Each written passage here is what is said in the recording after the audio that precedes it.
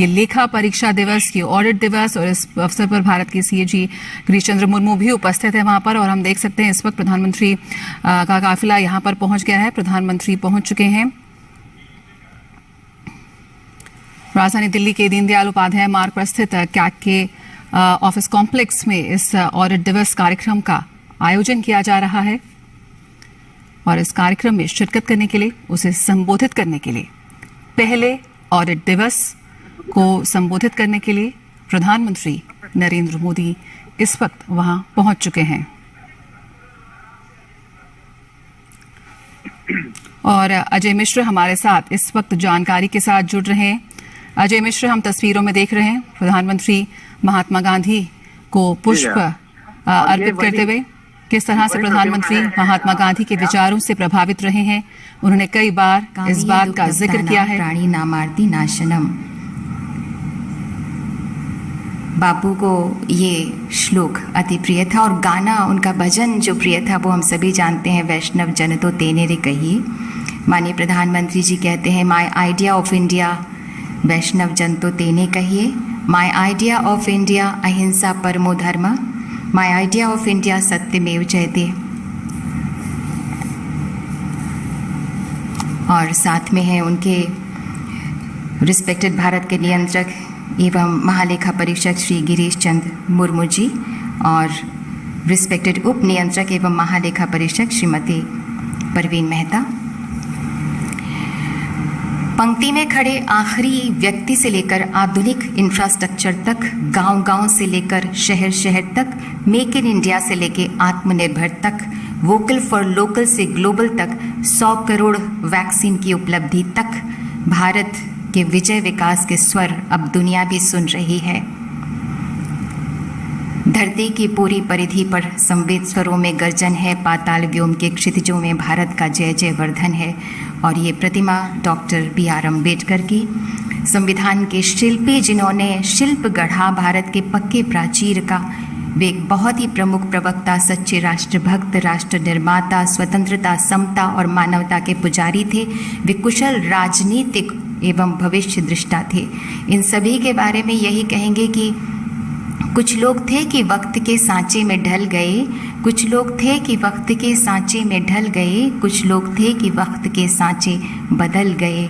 ये वो महान विभूतियाँ हैं जिन्होंने वक्त के सांचों को बदल दिया। देश को दुनिया का सबसे बड़ा व अच्छा लोकतांत्रिक गणराज्य बनाया डॉक्टर B.R. अम्बेडकर ने। हमारे संविधान में डॉक्टर अम्बेडकर के व्यक्तित्व और चिंतन की साफ झलक हम देख सकते हैं, महसूस कर सकते हैं।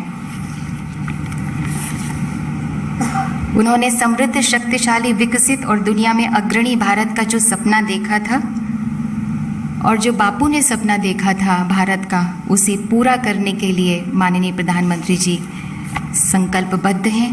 और अब वो शुभ घड़ी जब सरदार पटेल को एक श्रद्धांजलि दी जा रही है, लौह पुरुष के रूप में बड़ी श्रद्धा से हम उनको याद करते हैं। और माननीय प्रधानमंत्री जी उनकी प्रतिमा का अनावरण करने के लिए यहाँ उपस्थित हैं। सचमुच लगता है मानो सरदार पटेल के व्यक्तित्व का एक एक कण, एक एक अणु लोहे के कण का बना हो। और ये देखिए, माननीय प्रधानमंत्री जी के कर कमलों द्वारा सरदार पटेल की प्रतिमा का अनावरण किया गया। सरदार पटेल में अपने सिद्धांतों के प्रति गजब की दृढ़ता थी। उनके लिए राष्ट्रहित ही सर्वोपरि था। इस प्रश्न पर उन्होंने कभी भी समझौता नहीं किया। कर्तव्य के प्रति निष्ठा और दृढ़ अनुशासन उनके व्यक्तित्व के अभिन्न अंग थे। ऐसा सरदार जो नेतृत्व करता है, अपने उद्देश्य को मंजिल तक पहुंचाने की क्षमता रखता है, जो अपनी यात्रा में कहीं नहीं भटकता है, जो कठिन परिस्थिति में भी लौह स्तंभ की तरह सीधा खड़ा रहता है। वल्लभ भाई पटेल ऐसे ही सरदार, ऐसे ही लौह पुरुष थे। आज इतने बड़े जो भारत का हम नक्शा देखते हैं, वो एक आपको बता दें कि 560 जो रियासतें थी उनका एकीकरण करके सरदार वल्लभ भाई पटेल ने इसे संभव बनाया। और माननीय प्रधानमंत्री जी अब कुछ ही क्षणों में हमारे बीच में होंगे।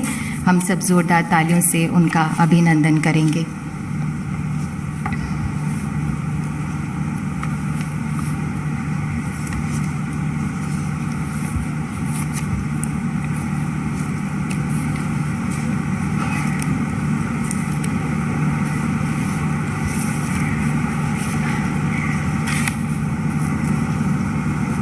माननीय प्रधानमंत्री जी कहते हैं कि हमें भले ही देश के बलिदानी और स्वतंत्रता सेनानियों के तरह बलिदान का अवसर ना मिला हो, लेकिन हम देश के लिए मरकर नहीं तो जीकर तो दिखा सकते हैं।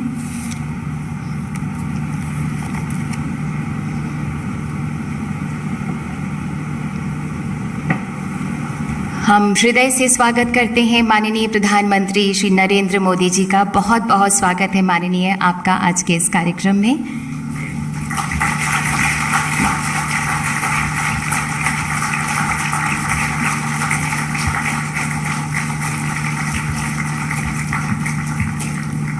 नमस्कार।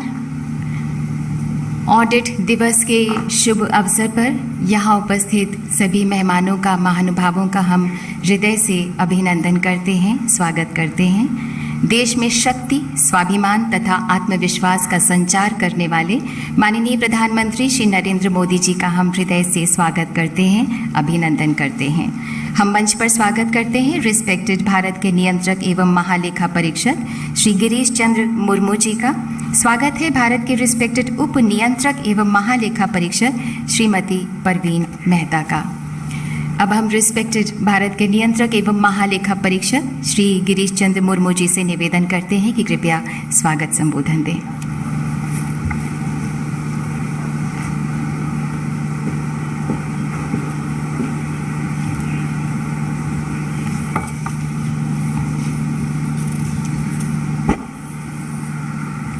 माननीय प्रधानमंत्री जी, सम्मानित अतिथिगण एवं मेरे प्रिय सहकर्मियों,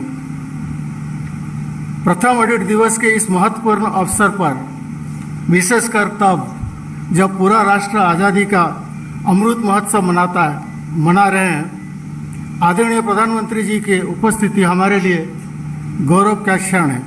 मैं सीएजी के 45,000 सदस्यों की ओर से माननीय प्रधानमंत्री जी का हृदय से स्वागत करता हूँ। आज हम उत्तम एवं उत्तरदायी शासन व्यवस्था के प्रति सहयोग हेतु राष्ट्र की सेवा में अपने आप को पुनः समर्पित करते हैं। माननीय प्रधानमंत्री जी, 1860 में स्थापित होने के बाद हमारी संस्था ने निरंतर प्रगति की है। साथ ही भारत के सबसे पुरानी संसदीय समिति लोक लेखा समिति यानी पीएसी भी दिसंबर 2021 में अपनी स्थापना की शताब्दी का समारोह मनाने जा रहे हैं। आज हम इतिहास के एक महत्वपूर्ण पड़ाव पर हैं और इस महत्वपूर्ण अवसर पर माननीय प्रधानमंत्री जी का उपस्थिति हम सभी के लिए अत्यंत प्रेरणादायक है। संगठित भारत का सपना भारत के लौह पुरुष सरदार वल्लभ भाई पटेल के अथाक एवं दूरदर्शी प्रयासों के कारण ही संभव हो सका था।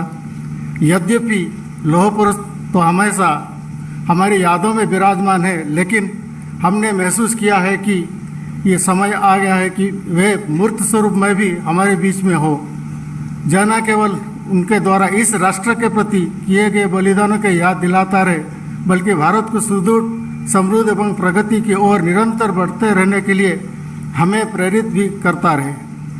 हम माननीय प्रधानमंत्री जी का पुनः आभार प्रकट करते हैं कि उन्हें अदम्य क्षमता के धनी सरदार पटेल की यादों में आज उनके प्रतिमा का अनावरण हमारे प्रांगण में किया।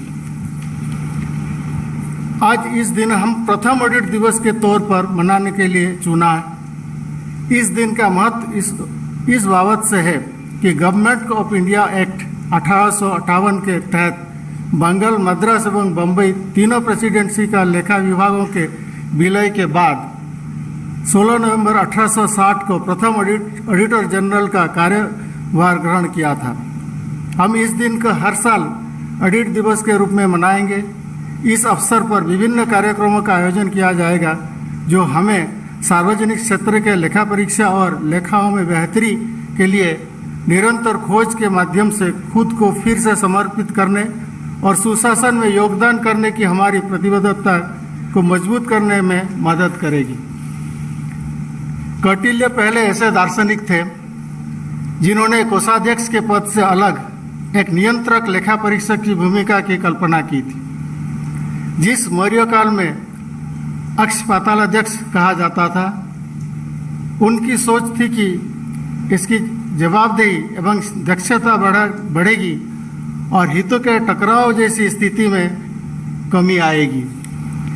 किसी भी देश का मुख्य ध्येय सुशासन की प्राप्ति होती है और इस आदर्श को पाने के 3 स्वर्णिम आधार हैं: जवाबदेही, उत्तरदायित्व एवं पारदर्शिता। अतः लेखाओं का सटीक रखरखाव और जांच करने हेतु ऑडिट की इन लेखाओं तक पूर्ण पहुंच अति आवश्यक है। मनुष्य की जरूरतों के संदर्भ में साधनों की कमी को ध्यान में रखते हुए यह आवश्यक है कि संसाधनों के बंटवारे का सही रास्ता चुना जाए, जिसकी अंत्योदय और सार्वजनिक हिताय का लक्ष्य प्राप्त किया जा सके। माननीय प्रधानमंत्री जी, महात्मा गांधी के एक कथन को मैं दोहराना चाहूँगा: सदैव आगे बढ़ो और विकास करो। सीएजी के संस्था भी सदैव विकास किए हैं। लेखा जोखा रखने एवं नियमों का लेखा परीक्षा से आगे बढ़कर अब हम परफॉर्मेंस ऑडिट और आउटकम ऑडिट कर रहे हैं। हमने विश्व में हो रही नवीनतम ऑडिट तकनीकों अपनी प्रक्रिया में सम्मिलित किया है।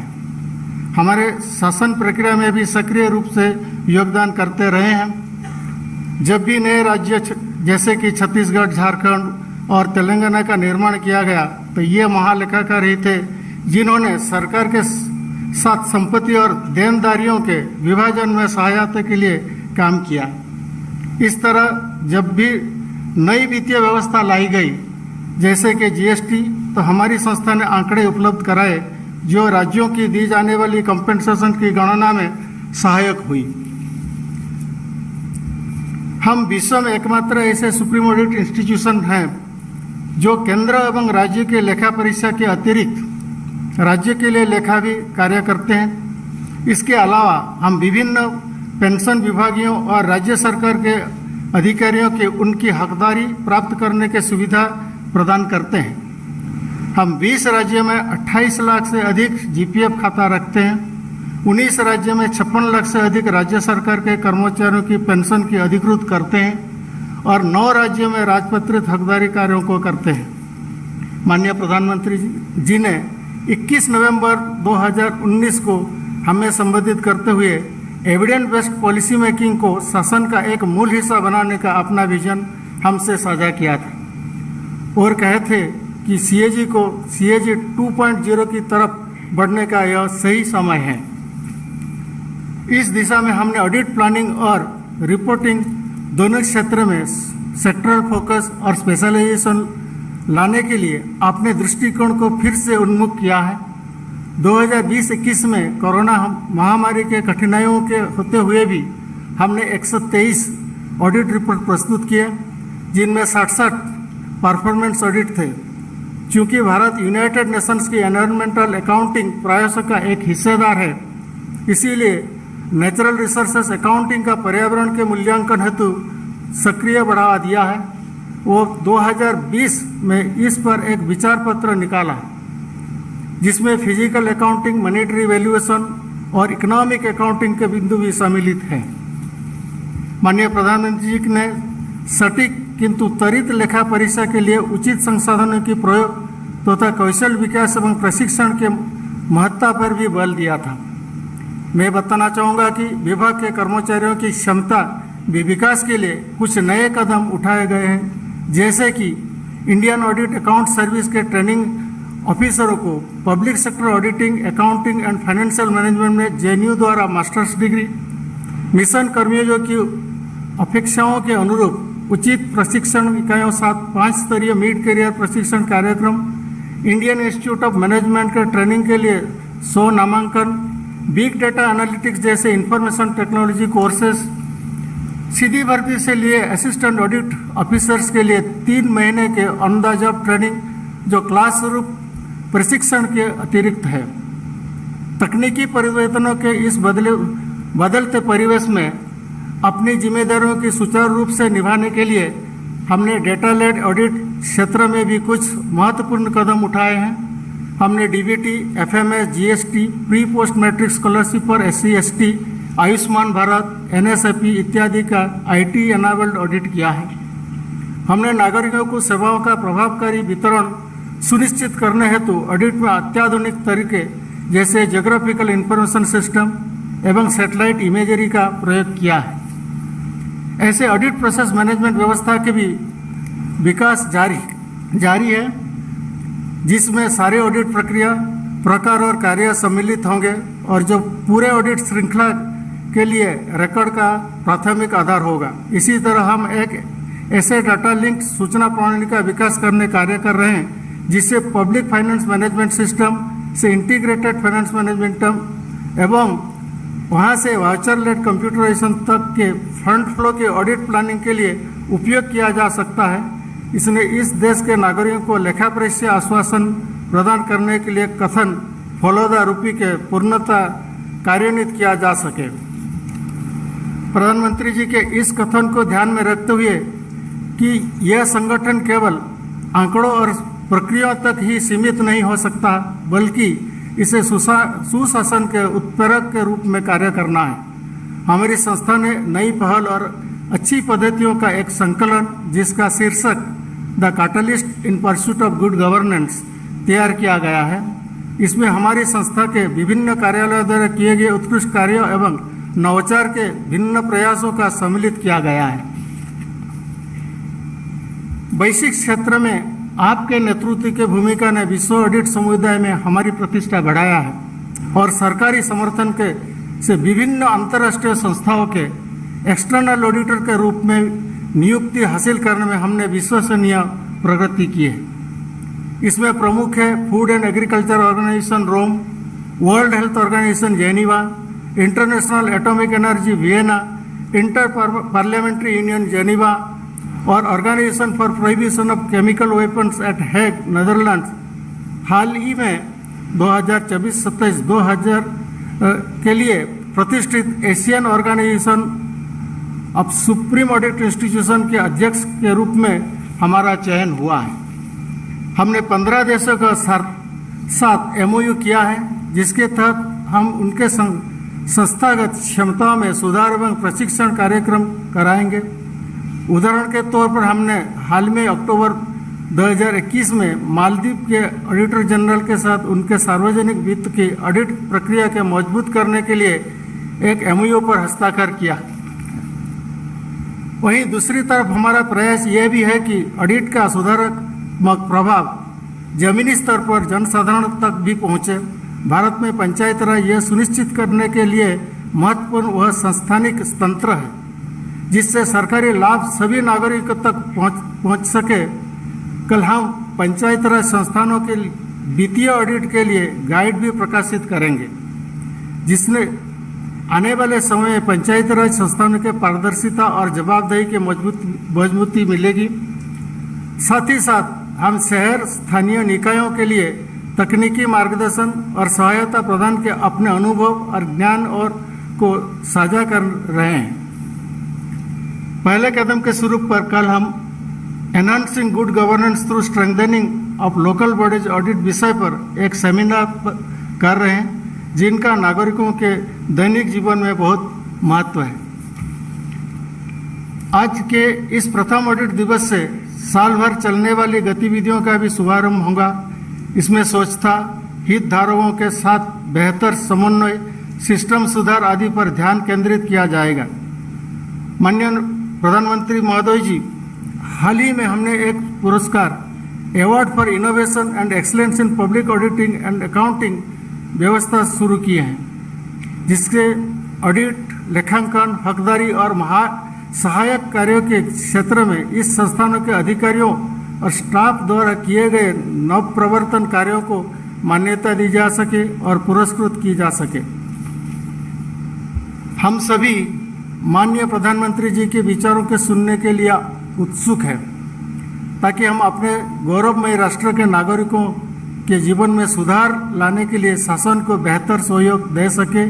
इस कार्यक्रम को हमारे 147 कार्यालयों में वेबकास्ट भी किया जा रहा है, जहां लगभग 45,000 अधिकारियों एवं कर्मचारी आपके सुवचनों को सुनने के लिए अधीर है। अतः मैं माननीय प्रधानमंत्री जी से निवेदन करता हूं कि वो हम सभी को अपने विचारों से अनुग्रहित करें। धन्यवाद।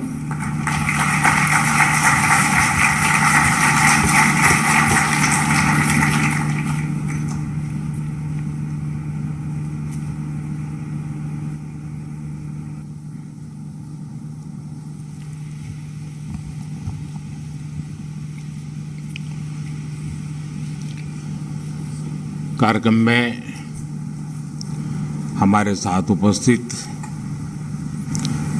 देश के controller and auditor general Shri GC Murmu ji, deputy CAG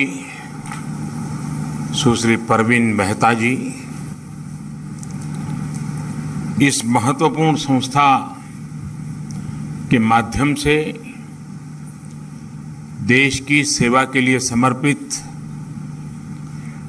आप सभी सदस्यगण, देवियों और सज्जनों, आप सभी को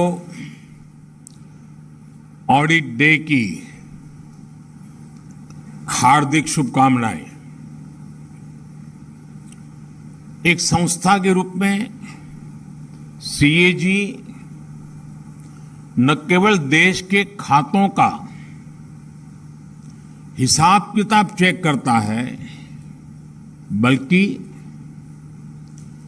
प्रोडक्टिविटी में, एफिशिएंसी में वैल्यू एडिशन भी करता है।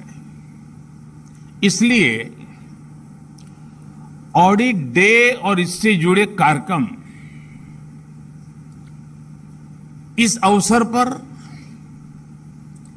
हमारे चिंतन मंथन,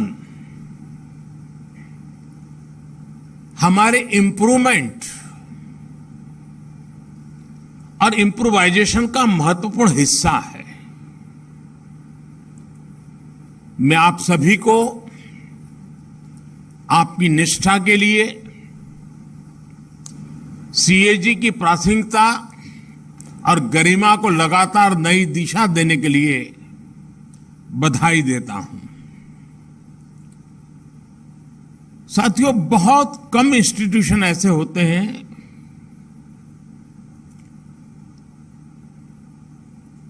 जो समय बीतते बीतते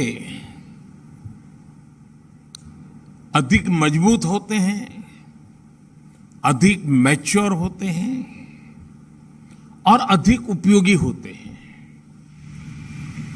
ज्यादातर इंस्टीट्यूशन जन्म लेते हैं 3 दशक, 4 दशक, 5 दशक आते आते स्थितियां इतनी बदल जाती हैं कि वो कभी कभी अपना रिलेवेंस खो देते हैं। लेकिन सीएजी के संबंध में हम कह सकते हैं कि इतने सालों के बाद ये इंस्टीट्यूट अपने आप में एक बहुत बड़ी विरासत है, बहुत बड़ी अमानत है, और हर पीढ़ी को उसे संभालना, उसे संवारना, उसके सजाना और आने वाली पीढ़ियों के लिए और अधिक उपयुक्त बना करके उसको संक्रमित करना, ट्रांसफर करना, मैं समझता हूं ये बहुत बड़ी जिम्मेवारी भी है। साथियों, पिछली बार जब मैं यहां आया था, आप लोगों से मुलाकात हुई थी, तब हम महात्मा गांधी जी की 150वीं जयंती मना रहे थे। उस कार्यक्रम में बापू की प्रतिमा का अनावरण किया गया था, और आज जब ऑडिट डे का ये महत्वपूर्ण कार्यक्रम हो रहा है, तो देश अपनी आजादी के 75 वर्ष अमृत महोत्सव मना रहा है। आज हमें देश की अखंडता के नायक सरदार पटेल की प्रतिमा के अनावरण का सौभाग्य मिला है। गांधी जी हो, सरदार पटेल हो या फिर बाबा साहब आंबेडकर, राष्ट्र निर्माण में इन सभी का योगदान सीएजी के लिए, हम सभी के लिए, कोटि कोटि देशवासियों के लिए बहुत बड़ी प्रेरणा है। देश के लिए कैसे बड़े लक्ष्य तय किए जाते हैं, कैसे उन्हें हासिल किया जाता है, कैसे व्यवस्था में परिवर्तन लाया जाता है, इन महान व्यक्तित्वों की जीवन गाथा हमें बहुत कुछ सिखाती है। साथियों, एक समय था जब देश में ऑडिट को एक आशंका, एक भय के साथ देखा जाता था। सीएजी बनाम सरकार, ये हमारी व्यवस्था की एक सामान्य सोच बन गई थी। और कभी कभी तो ये भी हो जाता था कि बाबू लोग ऐसे हैं, ऐसा ही देते हैं। बाबुओं को लगता था सीएजी वाले ऐसे ही हैं कि हर चीज में उनको नुस्ख ही नजर आता है। हर एक की अपनी अपनी बात थी। लेकिन आज इस मानसिकता को बदला गया है। आज ऑडिट को वैल्यू एडिशन का अहम हिस्सा माना जा रहा है। सरकार के कामकाज का आकलन करते समय सीएजी के पास आउटसाइडर व्यू पॉइंट का एडवांटेज होता है। आप जो कुछ हमें बताते हैं उससे हम सिस्टमैटिक इंप्रूवमेंट्स करते हैं, उसे हम अपने लिए एक सहयोग के तौर पर देखते हैं। मुझे लंबे अरसे तक सरकारों का नेतृत्व करने का सौभाग्य मिला है। मैं जब गुजरात में मुख्यमंत्री था तब भी अपने अधिकारियों से कहता था और आज भी यही कहता हूं, सीएजी में जो डॉक्यूमेंट और डेटा मांगे जाते हैं वो तो आप जरूर दीजिए, अपने काम से जुड़ी दूसरी फाइल्स भी उन्हें दीजिए। इससे हमारे लिए और बेहतर काम करने का स्कोप तैयार होता है। हमारा सेल्फ असेसमेंट का काम आसान हो जाता है। साथियों, शुचिता और पारदर्शिता हमारे व्यक्तिगत जीवन में हो या सरकार में, ये हमारे लिए सबसे बड़े मोरल बूस्टर होते हैं।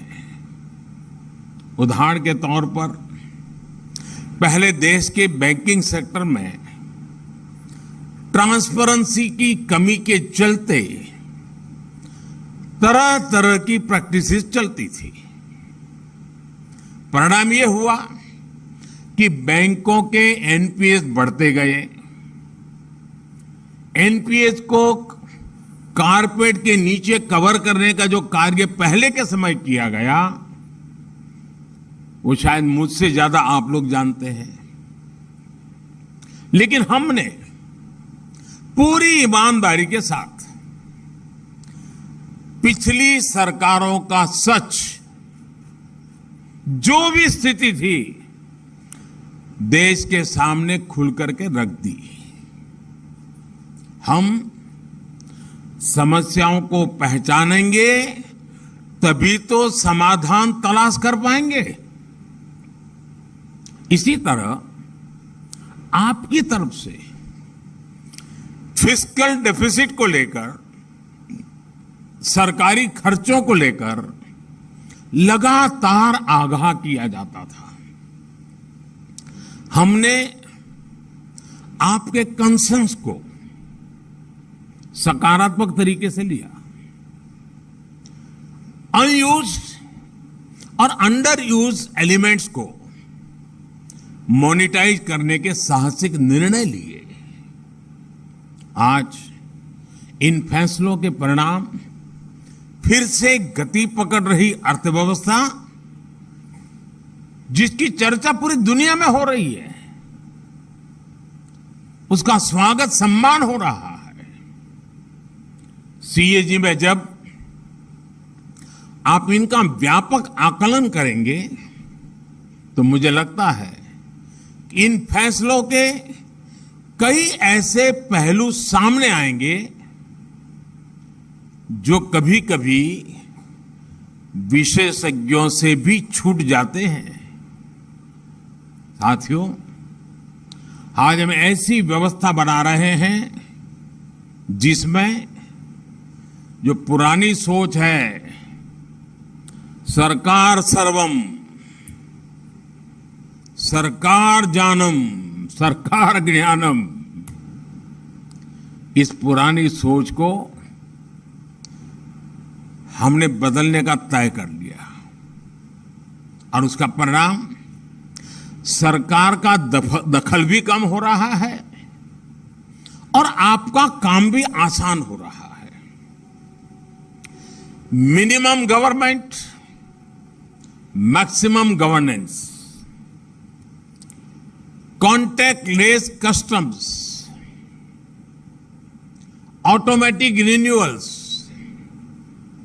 फेसलेस असेसमेंट्स, सर्विस डिलीवरी के लिए ऑनलाइन एप्लीकेशंस, इन सारे रिफॉर्म्स ने सरकार के गैर जरूरी दखल को खत्म किया है।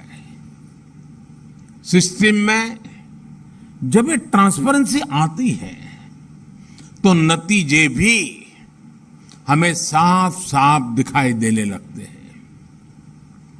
आज भारत पूरी दुनिया में तीसरा सबसे बड़ा स्टार्टअप इकोसिस्टम बन चुका है। आज 50 से ज्यादा हमारे भारतीय यूनिकॉर्न खड़े हो चुके हैं। हमारे आईआईटीज आज चौथे सबसे बड़े यूनिकॉर्न प्रोड्यूसर बनकर उभरे हैं। मिनिमम गवर्नमेंट, मैक्सिमम गवर्नेंस के इस अभियान में आप सभी को, देश की हर संस्था को सहभागी बनना है, ओनरशिप लेनी है, को ट्रैवलर के रूप में चलना ही चलना है। हमारी हर संवैधानिक संस्था के लिए ये अमृत काल का एक संकल्प 2047 में जब हिंदुस्तान शताब्दी मनाएगा तब देश को बहुत ऊंचाई पर ले जाने की ताकत के रूप में काम आएगा। साथियों, दशकों तक हमारे देश में सीएजी की पहचान सरकारी फाइलों और वही खातों के बीच माथापच्ची करने वाली संस्था के तौर पर रही है। सीएजी से जुड़े लोगों की यही इमेज बन गई थी और इसका जिक्र मैंने 2019 में भी जब आपके बीच में आया था मैंने उल्लेख किया था। मुझे खुशी है कि आप तेजी के साथ परिवर्तन ला रहे हैं, प्रक्रियाओं को आधुनिक बना रहे हैं। आज आप एडवांस एनालिटिक टूल्स इस्तेमाल कर रहे हैं, जियो स्पेशियल डेटा और सैटेलाइट इमेजरी का इस्तेमाल कर रहे हैं। ये इनोवेशन हमारे संसाधनों भी उसमें भी होना चाहिए और हमारी कार्यशैली में भी होना चाहिए। मुझे बताया गया है कि आपने प्रिलिमिनरी फाइंडिंग्स को फील्ड ऑडिट से पहले ही डिपार्टमेंट के साथ शेयर करना शुरू किया है। ये एक हेल्दी प्रैक्टिस है।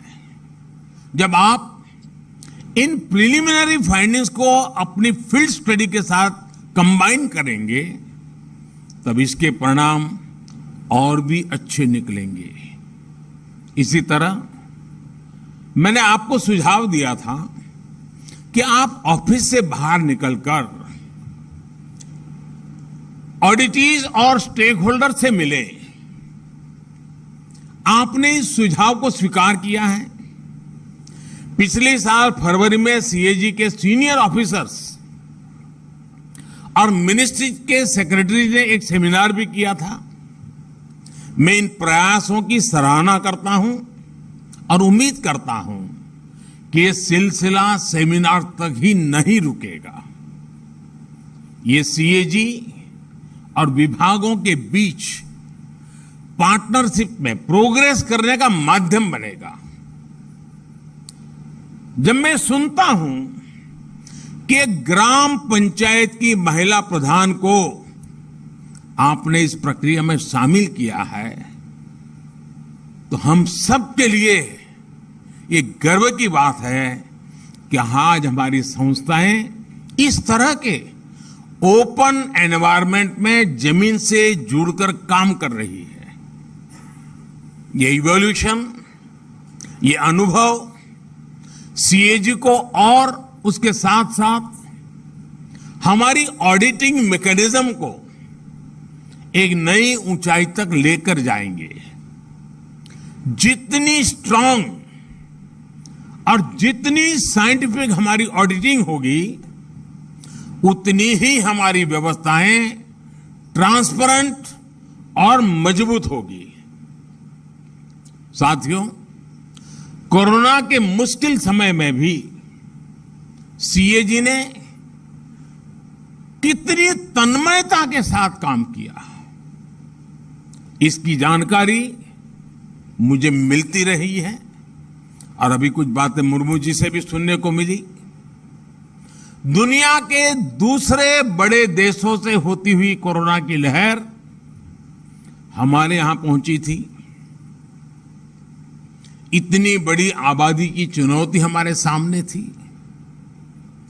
सीमित संसाधनों का दबाव हमारे हेल्थ वर्कर्स पर था, लेकिन देश ने इलाज से लेकर बचाव तक हर फ्रंट पर युद्ध स्तर पर काम किया।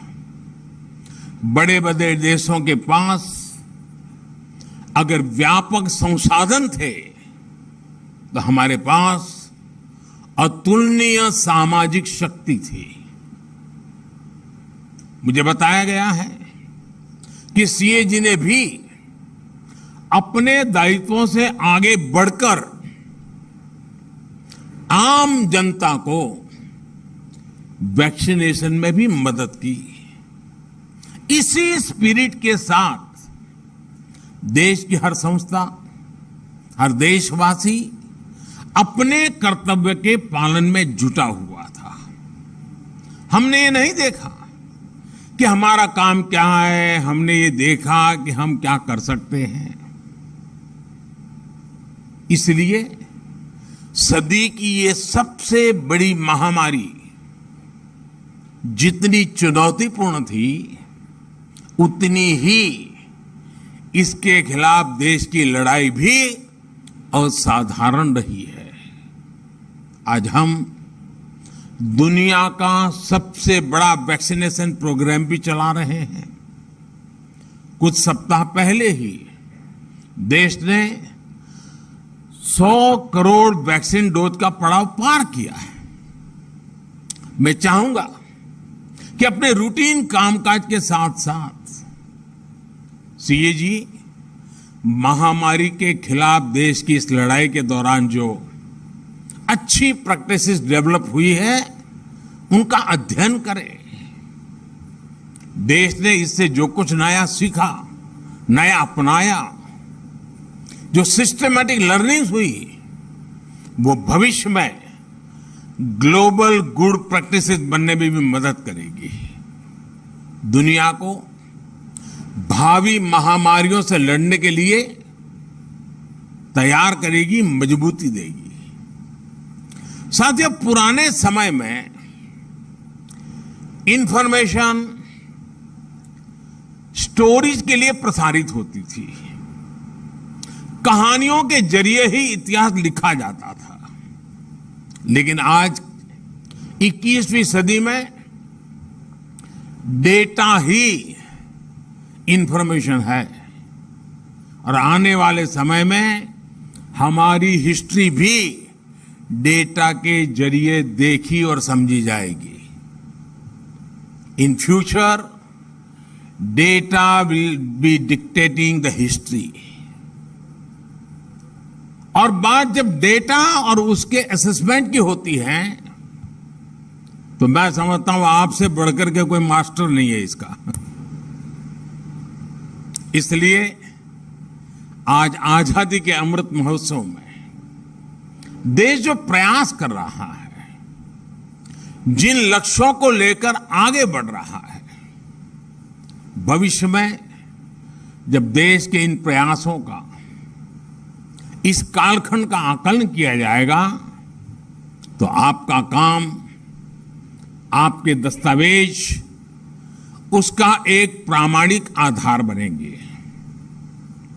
जैसे आज हम अपने स्वाधीनता संग्राम से जुड़े इतिहास को देखते हैं, उससे प्रेरणा लेते हैं, वैसे ही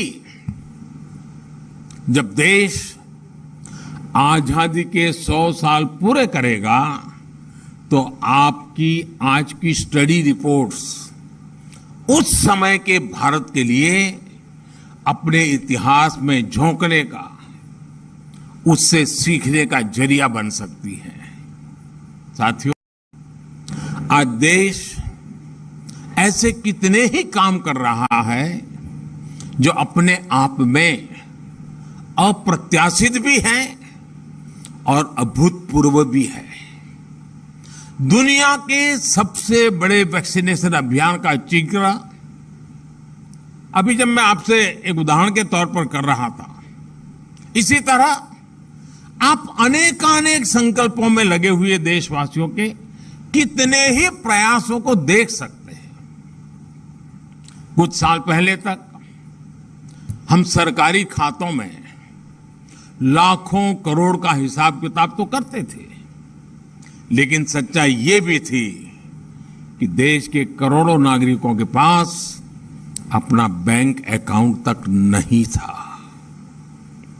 कितने ही परिवार ऐसे थे जिनके पास रहने के लिए अपना घर नहीं था, सर के ऊपर पक्की छत नहीं थी, पीने के पानी की सुविधा हो, बिजली का कनेक्शन हो, घर में शौचालय हो, गरीब से गरीब को इलाज की सुविधा हो।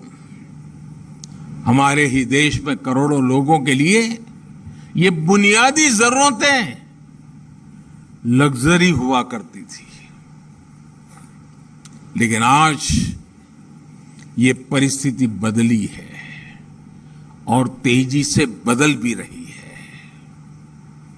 देश अगर इस मुकाम तक पहुंचा है तो इसके पीछे कितने ही देशवासियों की दिन रात की मेहनत है,